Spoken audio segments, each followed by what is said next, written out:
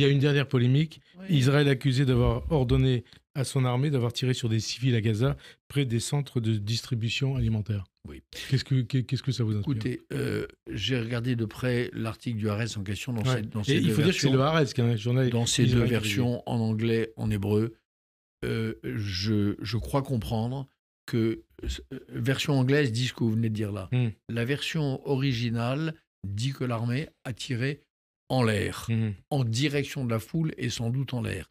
Une distribution d'aide humanitaire dans un pays, dans un endroit comme Gaza, vous savez, c'est pas la distribution aux sans-abri ou de Sébastopol. C'est en effet des masses de gens désespérés c'est un chaos, c'est des provocateurs, c'est le Hamas dont on découvrira peut-être qu'il a donné l'ordre de perturber cette distribution devant les liens organiques entre l'UNRWA et le Hamas. Israël a fait une chose qu'honnêtement on fait très peu de pays en guerre, a décidé d'inventer avec l'Amérique, avec les États-Unis, un autre système d'aide humanitaire.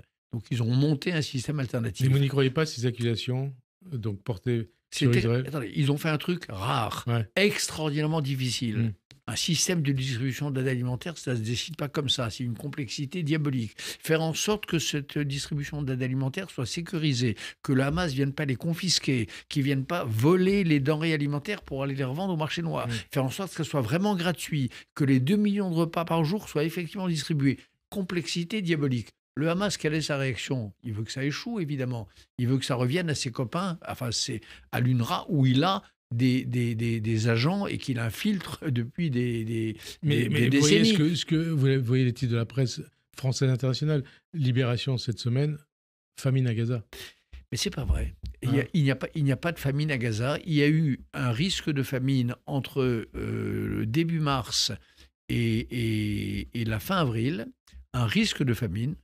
En vérité, il y avait des stocks alimentaires, mais un risque de famine, ça c'était vrai. C'est au moment où Israël, devant le scandale du détournement de l'aide par le Hamas, a dit attendez, on s'arrête une seconde, on réfléchit et on se creuse les ménages pour trouver un système différent. Donc là, en effet, il y a eu un risque. Mais depuis le début mai, il n'y a pas de famine à Gaza.